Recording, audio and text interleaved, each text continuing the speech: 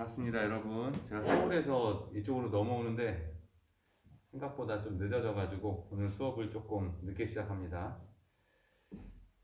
죄송해요. 학생들이 지금 들어오고 있어야 되는데 많이 안 들어오네. 출석 체크만 하고 그냥 갔나 보네.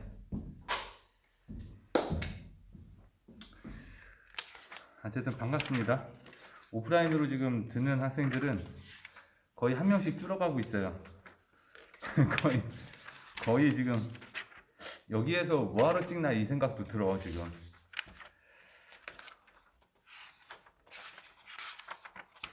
얘기 들어보니까 이번 주가 어린이날 뭐 이런 거 있고 그러니까 다들 집에 갔다고. 여기 있는 학생들은 뭐야? 집에 안 가? 가야죠. 가야 돼? 이거 끝나고 이제? 네, 수요일 날. 수요일 날? 그랬다고 하니 한번 봐야죠. 어쨌든 우리 오늘 9장이죠. 9장 유형자산. 어제 이어서 유형자산 한번 해보도록 할게요.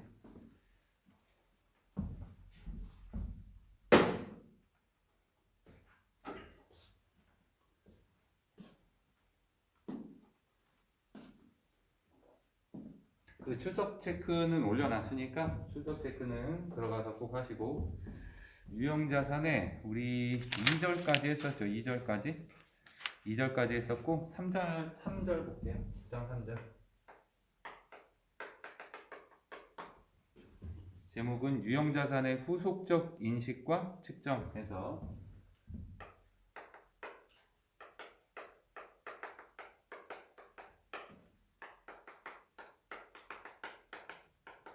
후속적 인식과 측정.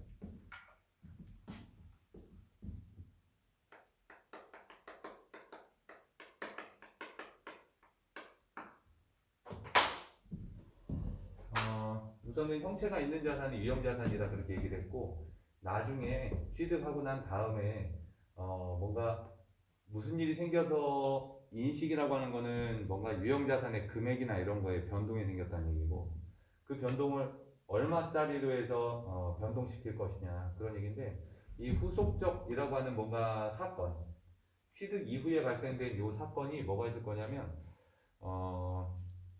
뭐 감가상각도 있을 거고, 그죠? 좀 금액이 변동되니까. 그 다음에 자본적 지출이라고 하는 수리비 같은 것도 나올 거예요. 수선비, 그죠? 수선비, 후속적 취득 이후에 발생된 그런 비용들, 뭐 수선이 될 거고, 감가상각비, 감비도 될 거고, 아니면 기말에 평가도 할 거고, 뭐 이런 것들이죠. 이런 것들이 이제 유형자산을 취득하고 난 다음에 후속적으로 이제 발생이 될 수 있는 것인데, 거기에 대해서 이제 한번 보겠습니다. 여기 3절은 요거예요. 여기 수선비, 여기에 대한 내용이니까 거기 한번 볼게요. 유형자산을 취득하여 사용하는 기간 동안에도 그 자산과 관련된 여러 가지 지출이 발생한다. 이러한 지출 중에는 기업의 영업활동 과정에서 경상적으로 발생하는 수선 유지비 등의 성격을 갖는 것도 있고, 자산의 본래 용도를 변경한다든지 생산 능률을 향상시키는 지출들도 있을 수 있다. 따라서 유형자산을 취득한 이후에 발생하는 지출을 어떻게 처리할 것인지가 문제가 되는데, 이하에서 살펴보자. 양가로 1번 해서요. 국제회계 기준에서는 자산을 취득한 이후에 발생하는 지출에 대해서도 밑줄 보세요. 최초 인식 시와 동일한 조건을 적용.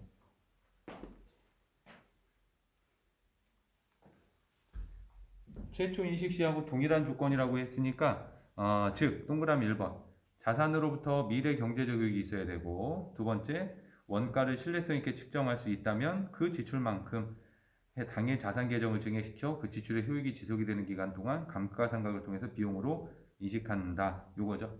여기 이제 취득 시도 그랬고, 중간에 이제 수선비나 뭐 이런 후속적 지출이 발생해도 똑같다 이거죠. 그 다음에 그렇지 않은 지출의 경우에는 발생 시점에 비용으로 인식한다 라고 되어 있는데, 미주거나 보세요. 자본적 지출, 수익적 지출.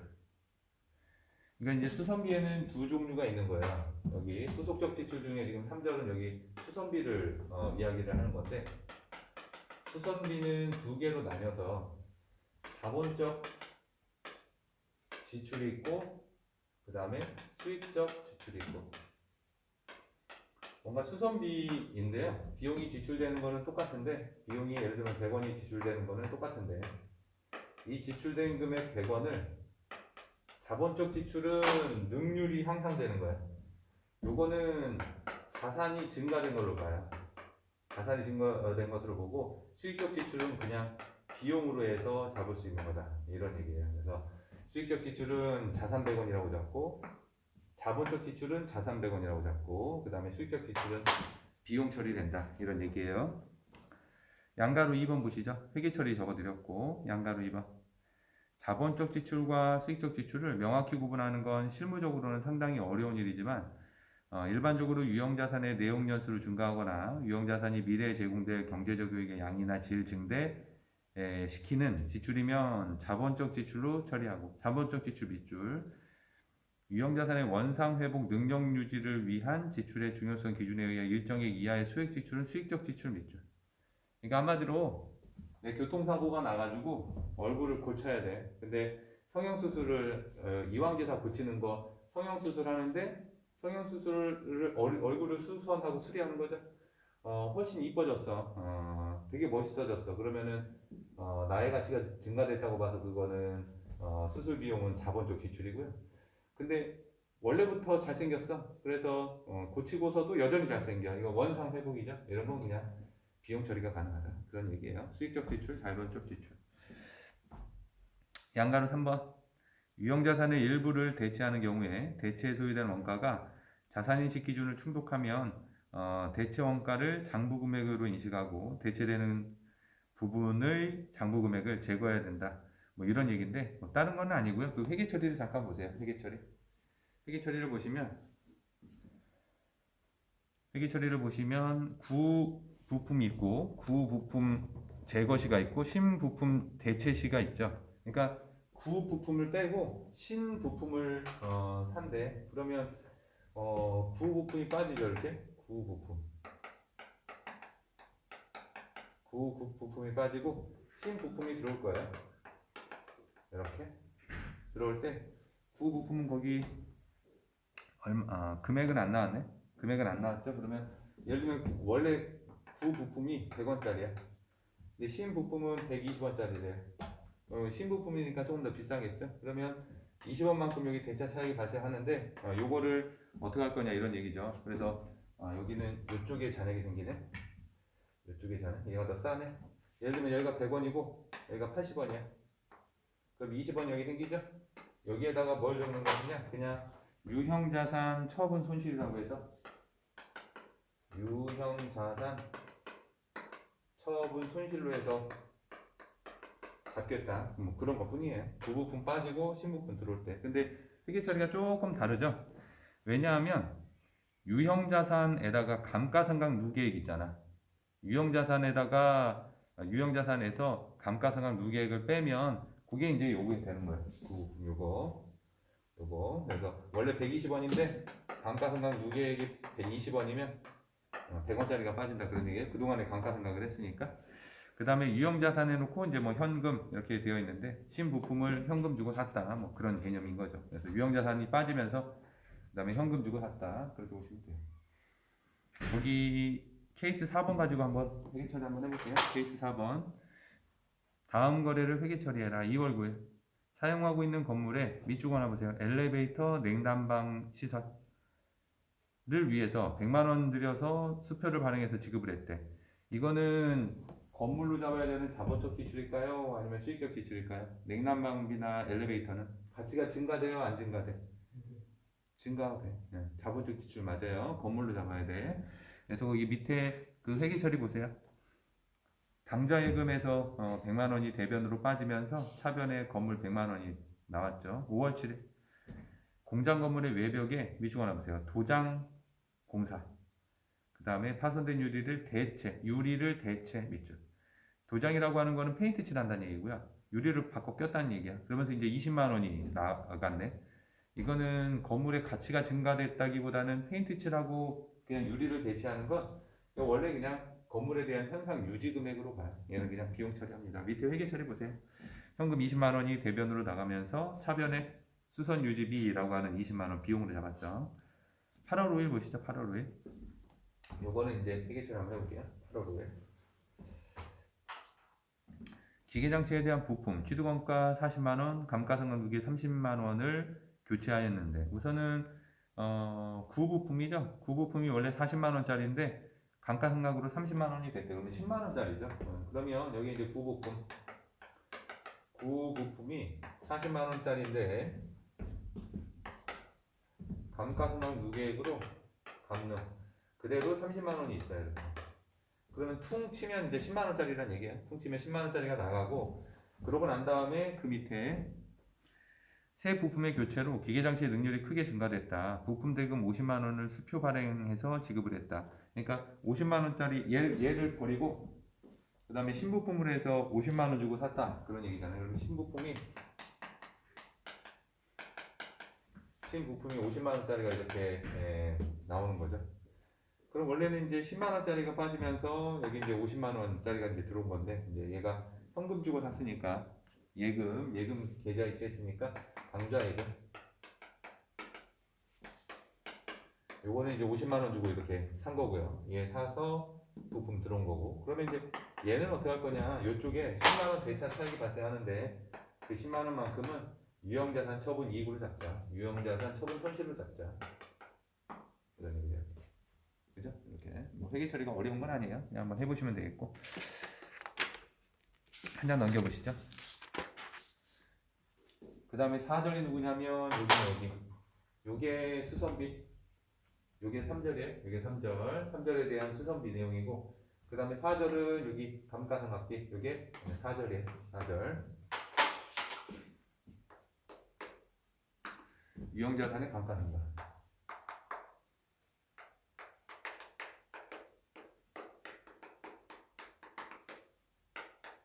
감가상각이라고 하는 것도 어떻게 보면 후속적이죠. 취득하고 난 다음에 계속해서 내용연수 동안 감가상각 비용으로 인식한다는 거니까 후속적 지출인데, 거기 1번 감가상각의 본질이라고 되어 있는데, 양가로 1번하고 양가로 2번만 한번 읽어볼게요. 양가로 1번 보세요. 양가로 1번 감가상각이란 밑줄 감가상각, 유형자산의 취득원가에서 잔존가치를 차감한 잔액을 그 자산의 경제적 효익이 발생하는 기간 내용연수 동안 체계적이고 합리적으로 배분하는 과정을 말한다. 나머지는 읽어보시면 되겠고, 양가로 2번 일반적으로 이렇게 감가상각이라는 용어는 건물이나 기계장치 같은 유형자산의 원가 배분액을 의미하며, 특허권이나 상표권과 같은 무형자산의 원가 배분은 미주관하고 있어요. 상가. 그러니까 유형자산은 감가상각 이렇게 부르고, 무형자산은 그냥 상가 이렇게 부른다. 그래서 용어 구분하시면 되겠고, 그 다음에 광산이나 산림 같은 천연자원은 감모상각 이렇게 불러요. 유형자산은 감가상각, 무형자산은 그냥 상각, 천연자원은 감모상각. 그냥 용어니까 그 정도만 알고 계시고. 이번에 감가상각의 단위가 나와 있네요. 유형자산은 밑줄 보세요. 각 자산별로 밑줄. 양가로 1번에 각 자산별로 감가상각을 해야 되는데, 이에 대해서는 다음의 사항을 유의하자. 동그라미 1번에 유형자산을 구성하는 일부의 원가가 당해자산의 전체 원가와 비교하여 중요하다면, 일부 원가가 중요하면 유형자산을 감가상각할 때 그 부분은 별도로 구분해서 감가상각한다. 이제 금액이 중요하면 그 부분만 따로 감가상각한다, 이런 얘기예요. 또한 유형자산의 전체 원가와 비교해서 해당 원가가 중요하지 않은 부분도 별도로 분리해서 감가상각할 수도 있다. 중요하면 따로 떨어뜨리자, 이런 얘기고요. 2번 토지와 건물을 동시에 취득하는 경우에도 이를 분리 가능한 자산으로서 별개의 자산으로 회계 처리한다. 토지는 생각 안 하죠. 건물만 생각하면 돼요. 즉 채석장이나 매립지 등을 제외하고 토지는 내용연수가 무한하므로 밑줄 보세요. 토지는 감가상각하지 않는다. 여기까지. 그러나 건물은 내용연수가 유한하기 때문에 감가상각 대상 자산이 된다라고 하는 거죠. 건물이 위치한 토지의 가치가 증가하더라도 건물하고는 상관이 없어요. 토지의 가치가 증가해도 건물하고는 상관이 없다. 양가로 2번에 감가상각액 처리. 각 기간의 감가상각액은 다른 자산의 장부금액에 포함이 되는 경우가 아니면 밑줄 보세요. 당기 손익인식. 비용으로 처리합니다. 그냥. 그러나 유형자산에 내재된 미래경제적 효익이 다른 자산을 생산하는 데 사용되는 경우가 있는데, 이러한 경우 유형자산의 감가상각은 해당 자산의 원가의 일부가 된다. 예를 들어 제조설비의 감가상각액은 재고자산의 가공원가로 제조원가를 구성이 된다. 이 예를 들어 요 말, 그러니까 이 한 5줄 되는 요 말, 이게 뭐냐면 예를 들면 내가 기계장치가 있어요. 기계장치를 사업에 쓰려고 아니면 뭐 비품이야. 비품을 샀으면 그냥 감가상각해서 그냥 비용 처리하면 돼요. 판관비로. 그런데 이제 이 감가상각이 기계장치에 대한 감가상각이고 이 기계장치를 빵 만드는 데 썼대. 제조에. 이거는 판관비로 들어가지 않고 그 빵을 만드는데 그 감가상각비가 제조원가로 들어가야 된다. 그런 얘기예요. 어쨌든 비용 처리는 맞는데 제조 가공과 관련이 있으면 제조원가로 가고 제조원가 밑줄 그으세요. 마지막에. 제조원가로 가고 안 그러면 그냥 판관비 처리가 된다. 그런 얘기예요. 3번에 보면 감가상각의 요소가 있는데 우선은 양가로 1번 감가상각 대상 금액이 있네요.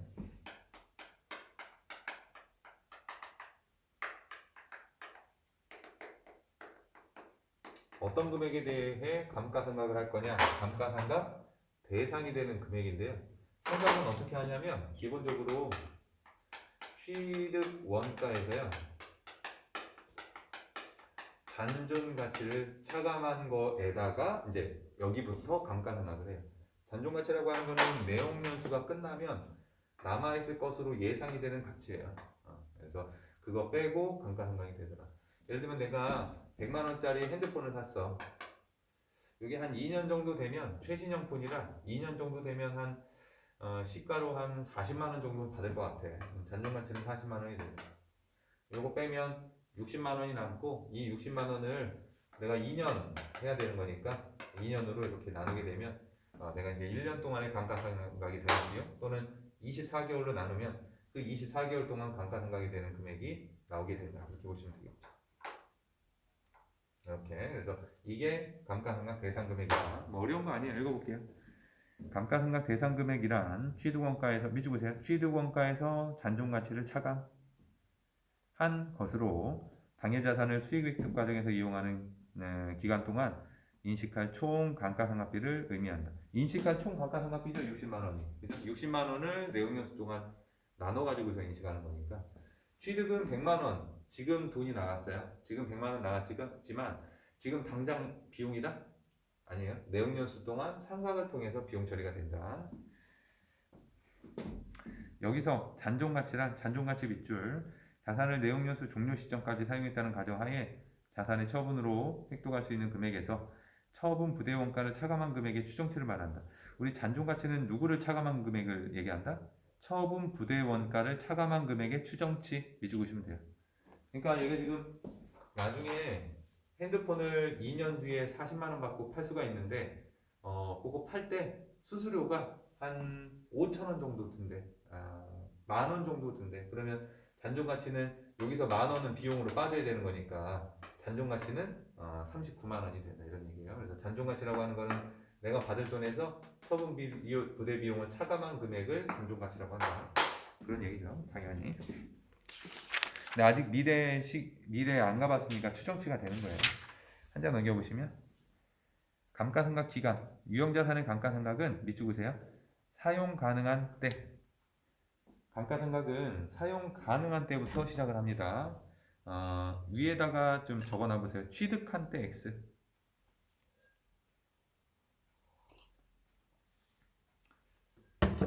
내가 자산을 사기만 사고 사업에 사용 안 했대. 그러면 감가상각 안 하는 거예요. 수익비용 대응의 원칙이 어긋나기 때문에. 즉 경영진이 의도하는 방식으로 자산을 가동하는 데 필요한 장소와 상태에 이르는 때부터 시작이 된다. 그리고 유형자산은 내용연수 동안 감가상각을 하는데 여기서 내용연수 밑줄. 내용연수란 기업에서 자산을 사용 가능할 것으로 기대가 되는 기간 또는 자산에서 얻을 것으로 예상이 되는 생산량이나 이어 예상 단위수라고 말한다. 뭐 내용연수는 쓰는 기간이에요. 감가상각 방법 이게 중요해요. 여기다가 4번에다가 별표 쳐놓고 지금까지 지금 유형자산을 주저리 얘기한 것은 이 감가상각 방법 또는 감가상각을 하려고 계속해서 이제 이야기를 하고 있는 거다 이렇게 보시면 돼요. 감가상각 방법이 거기 그 파란색 박스에 보면 세 가지가 나와 있네요. 정액법, 체감잔액법 땡땡 해서 정률법, 이중체감법, 염수합계법. 양가로 3번에 생산량 비례법. 이렇게 그 방법들 있죠. 양가로 1, 2, 3. 그거를 암기해 놓으시고 거기다가 파란 색깔 박스 있잖아. 예제 5번 바로 위에 파란 색깔 박스 거기다 암기라고 적어 놓으시고 뭐 그러한 것들이 감가상각 방법이 있고 종류가 있다 이렇게 보시면 되는데 우선 예제 5번을 봅니다. 예제 5번. 주평화는 X년도 초에 기계장치를 200만 원에 취득을 했다. 주평화의 보고기간은 매년 1월 1일부터 12월 31일이고 관련된 자료는 다음과 같다. 지금 취득을 200만 원 했네요. 예제 5번. 예제 5번이에요. 취득가액이 200만 원이네. 200만 원. 요거부터 시작이 되는 거야 이렇게. 취득가액이 200만 원이다. 양가로 1번. 이 기계장치의 내용연수는 3년이고 잔존가치는 20만 원으로 추정이 된다. 그래서 여기서 내용연수가 3년이고요. 그 다음에 잔존가치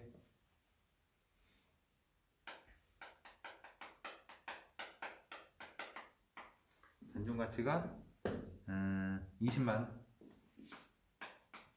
이렇게 있는 상황이래요. 첫 번째 오른쪽 페이지 양가로 1번. 정액법일 때. 정액법일 때 감가상각은 이거는 회계학을 안 배운 사람도 정액법은 할 수 있어. 정액법은.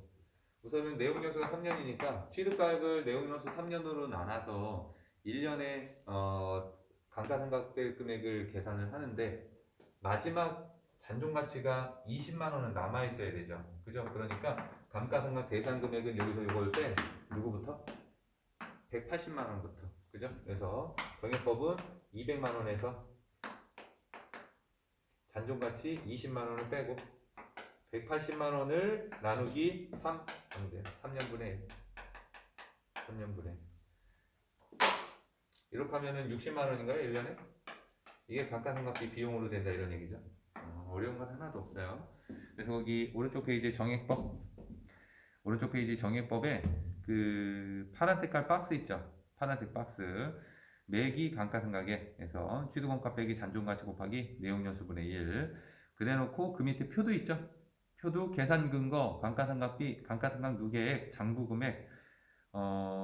어차피 감가상각비는 60만 원씩 3년 똑같고요. 그래서 감가상각이 누계가 되는 감가상각 누계액도 60만 원씩 증가되고 그에 따라 장부금액은 60만 원씩 줄어들고 가장 마지막에 장부금액이 얼마가 돼요? 20만 원이 되는 거예요. 그죠? 20만 원이 남도록 그렇게 3년 동안 한 거죠. 양가로 2번에 보면 체감 잔액법이 있어요. 체감 잔액법.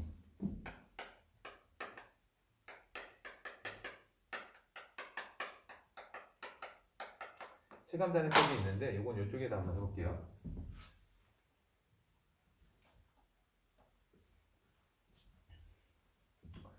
우선 이 체감 잔액법이라고 하는 거는요. 정액법은 여기가 내용연수 n이야. 그 다음에 이쪽이 금액이에요. 내용연수가 되는 동안 감가상각비는 동일하죠. 이렇게 60만 원씩 3년 동안 동일한데 체감잔액법이라고 하는 거는 얘가 체감 잔액이니까 기본적으로 이렇게 조금씩 체감이 된다 이런 개념이죠. 그래서 내용연수가 지날수록 그 다음에 이제 감가상각비 금액이 요거를 DEP라고 할까? 감가상각은 이제 DEP라고 하니까 감가상각의 금액이 점점 줄어드는 거. 이게 이제 체감잔액법이다 이런 얘기죠. 체감잔액법이 그 386에 보면 체감잔액법이 세 가지가 있네요. 정률, 이중체감, 연수합계법 이렇게 돼 있죠. 이거는 옆에다가 적어볼게요. 옆에다가 동그라미 1번 정률법이 있고요. 동그라미 2번 연수합계법이 있고요. 그 다음에 동그라미 3번에 이중체감법이 있고요.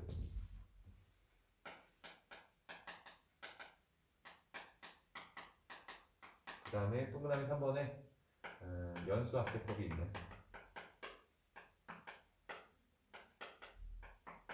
이제 금액으로 이 말로 좀 이해를 해야 되는데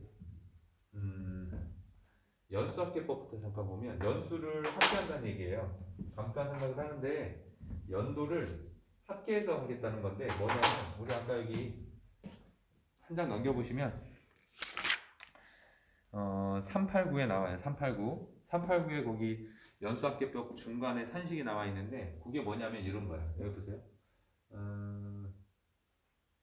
정액법의 여기 식 보면 정액법의 식을 보면 취득가액에서 잔존가치를 빼가지고 내용연수로 나눴잖아요. 취득가액에서 잔존가치를 빼서 내용연수로 나눠서 구했는데 여기까지는 똑같아. 연수를 합계한다는 얘기는 뭐냐면 취득가액에서 잔존가치를 빼 잔존가치를 빼 여기까지는 동일해. 정액법하고. 근데 여기에다가 곱하기 3년분의 1 하면은 참 좋은데 이거는 이제 너무 정액법이니까 어떻게 하냐면 3년 1년 2년 3년 2년 1년 연수를 다 합해요. 3 2 1을 합한 다음에 첫 해는 6분의 3 두 번째는 6분의 2 세 번째는 6분의 1 이런 식으로.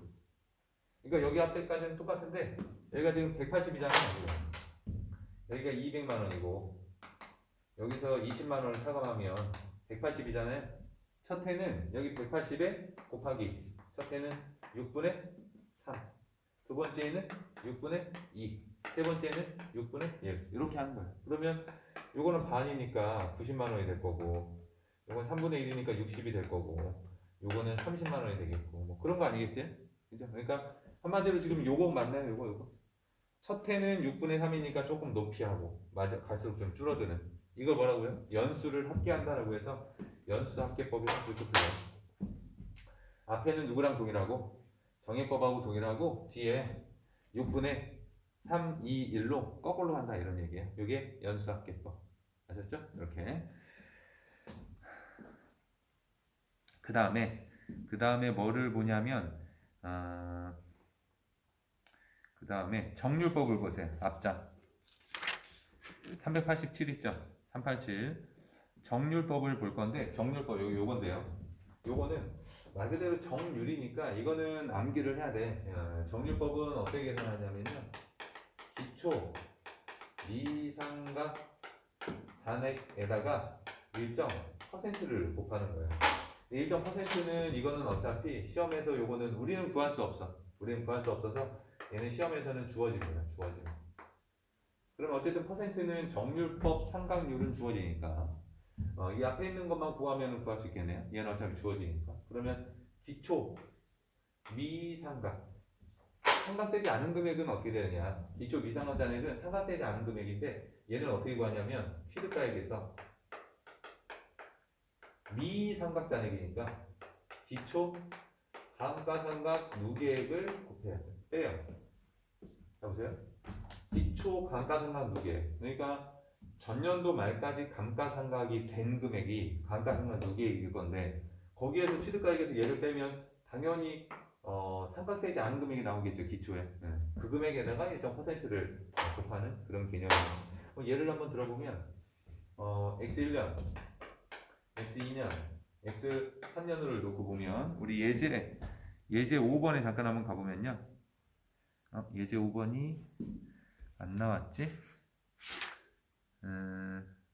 거기 388을 보세요. 388에 보면 그 표가 있고 표 밑에 그 파란 색깔 꽃표 1번에 보면 상각률는 해서 1-3 루트에 200만 원분의 20만 원에서 0.536이라고 나왔죠. 이건 우리는 쌀집 계산기로 계산을 해야 되는데 이거는 계산을 못해요. 루트가 없어가지고 0.536 밑줄 그어놓 동그라미 쳐놓으시고 그건 주어짐 문제에서 주어져요. 그거는 0.536 그냥 그걸로 생각하시면 돼. 자 X1년도 첫 해죠. 첫 해는 감가상각을 시작하기 때문에 미상각자네 전액이 다 미상각이 된 거예요. 첫 해는 200만 원부터 시작합니다. 여기서 이거 빼요 안 빼요? 잔존가액 안 빼. 그냥 미상각 상각되지 않은 금액이 있으면 여기다가 0.536을 곱해요. 그러면 그 금액이 감가상각 금액이 되는 거야. 그러면 1072,000 1072,000 이게 첫 해 감가상각. 두 번째 x 2년도의 감가상각은 200만 원에서 이미 감가상각이 얼마가 됐어요? 얘가 됐잖아. 1072,000. 여기 미상가 짜내기죠. 여기에다가 0.536을 곱해요. 그게 두 번째 해의 감가상각비. 계산해 보면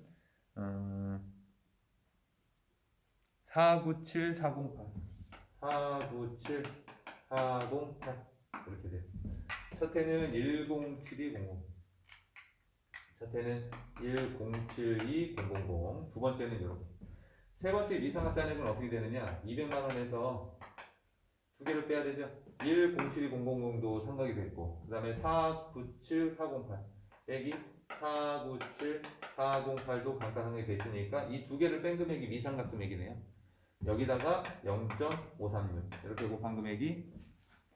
곱한 금액이 230592. 얘가 230592라고 하는 건데, 여러분 한번 보시면요. 요거 계산기 갖고 왔어? 안 갖고 왔어. 이거 한번 해보세요. 이렇게. 이거 하면 진짜 얘가 나오느냐? 한번 해보시면 돼요. 200만 원에서 1072,000 빼고 497408 빼고 0.536을 하면 여기 금액이 살짝 안 나올 거야 아마. 이 금액이 왜 나오는 거냐면 이 세 가지의 금액을 다 더하면 얼마일까?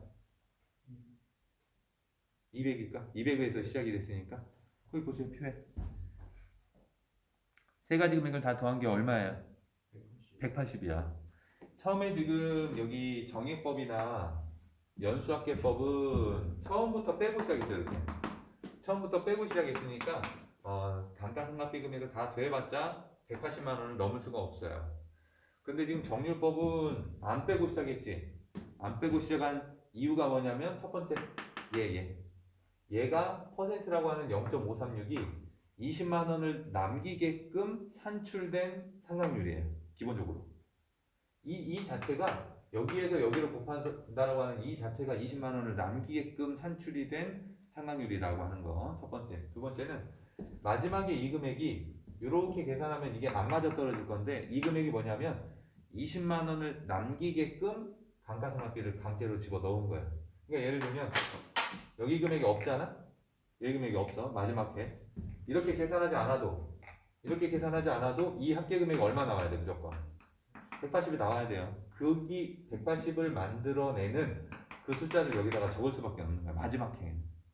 아셨죠? 그러니까 계산 안 해도 돼. 사실상 계산해도 그 계산된 금액을 적는 게 아니야. 그냥 180이 되게끔 만들어져요. 왜냐하면 이 금액 자체가 이 금액까지만 상각이 돼야 잔존가액이 남게 되는 거니까. 그래서 요 방법을 뭐라고 한다? 이렇게 기초 미상각잔액에다 곱하는 걸 정률법이라고 한다. 이렇게 기억을 해두면 돼요. 그 다음에 이중체감법이라고 하는 건데 이중체감법은 얘는 이 이중을 뭐 두겹 이렇게 생각하지 말고 약간 이중인격, 뭐 이중인격도 두 개이긴 한데 이중체감법이라고 하는 거는 이중인격이라고 생각하면 돼요. 거의 반인반수 이거예요. 이게 무슨 말이냐면 정률법하고 정액법이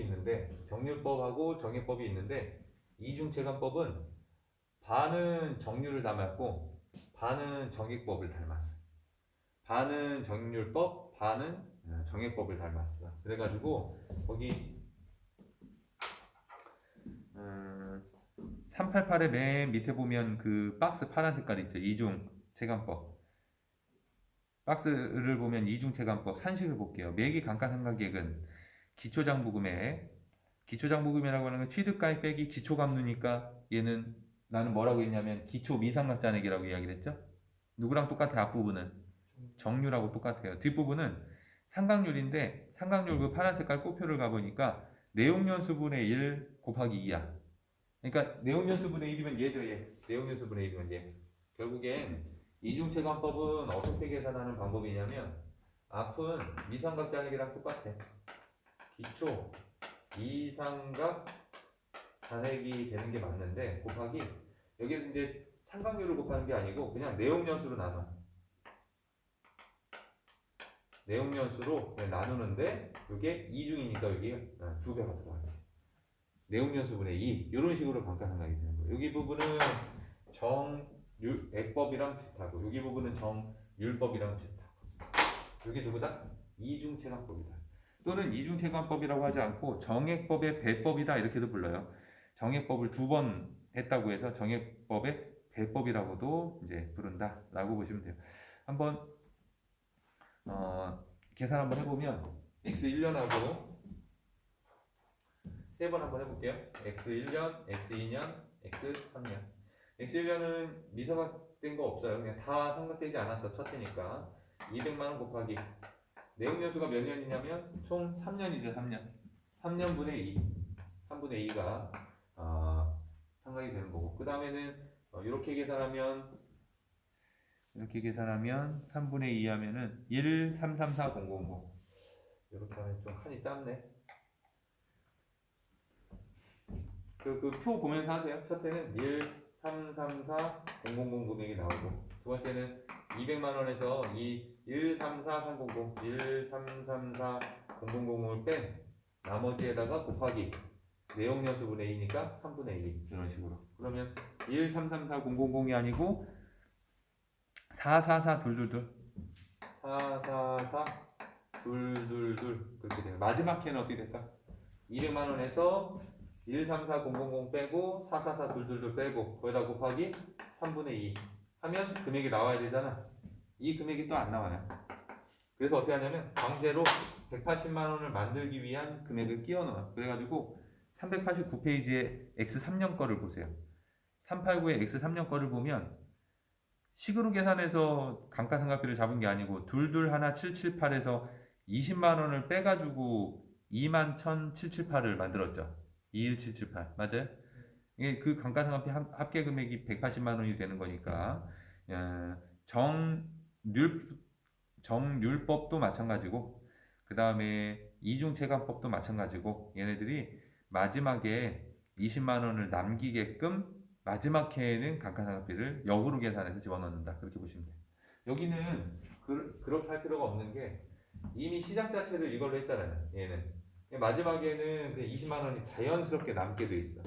여기도 시작 자체를 이렇게 했기 때문에 마지막에는 취득가액이 자연스럽게 남아요. 근데 얘네들은 시작을 이렇게 했기 때문에 마지막에 20만원이 안 남아. 우리가 강제로 20만원을 남기게끔 180만원까지만 감가상각이 되게끔 그 금액을 집어넣어 줘야 돼요. 양가로 3번 보시죠. 지금 그래가지고 지금 체감잔해법이 세 가지예요. 정률, 이중, 연수합계법. 이거 3개년치 감가상각비를 비교해보면 다 이래. 첫 해는 되게 높고 마지막 해는 굉장히 낮아지는 체감잔해법은 이렇게 된다. 점점 체감한다 그런 얘기예요. 이렇게. 그 다음에 오른쪽에 양가로 3번 389의 양가로 3번 389 양가로 3번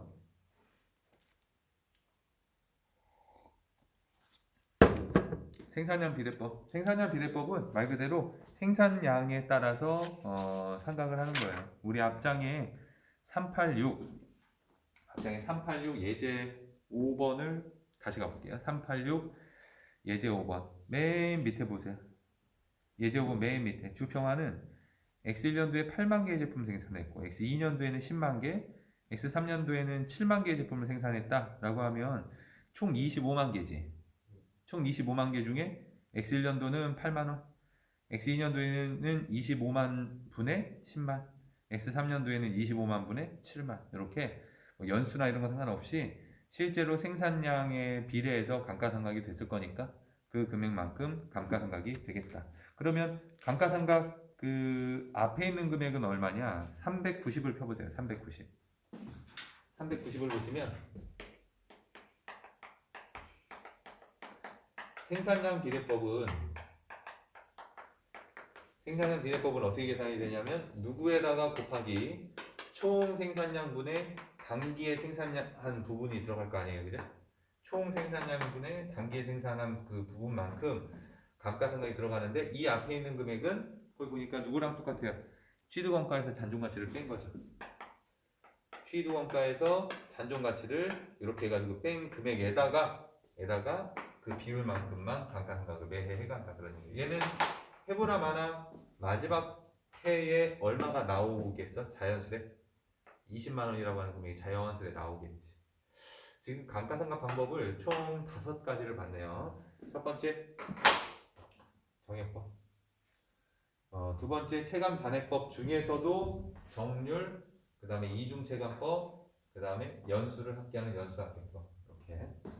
그 다음에 마지막으로 생산량에 따라서 감가상각이 되는 생산량 계획법. 총 5가지인데 앞에 있는 금액이 취득원가 빼기 잔존가액, 앞에 있는 금액이 취득원가 빼기 잔존가액인 것이 요거랑 요거예요. 얘네가 아닌 것이, 얘네는 그냥 아무 생각 없이 하면 잔존가치가 남아. 근데 얘네가 아닌 것이 누구냐면 요거랑 요거죠. 둘이 짝인 거야. 그러니까 얘네들은 기초 미상각 잔액으로부터 감가상각이 시작이 돼서 얘네들은 마지막 해에 강제로 잔존가액을 남게 하게끔 마지막 해에 감가상각비를 역으로 계산해서 넣어야 된다. 이렇게 이해하면 돼요. 됐어요. 이렇게 여기가 이제 그 4절의 감가상각에 대한 거. 우리 지금 지웠는데 3절은 우리가 수선비, 수익적 지출, 자본적 지출. 그 다음에 4절은 감가상각 방법이 5가지가 있다. 그걸 배웠고 이제 5절인데 5절은 유형자산의 재평가라고 되어 있죠. 이거 이제 기말 재평가예요. 기말 재평가. 그래서 잠깐 쉬었다가 여기 5절부터 내용 보도록 할게요. 잠깐 쉬었다 할게요. 지금 5시가 넘었는데 저장을 해야 되니까 5시 15분에 시작할게요. 5시 15분에 여기 5절 시작하도록 할게요. 잠깐 끊었다 하겠습니다.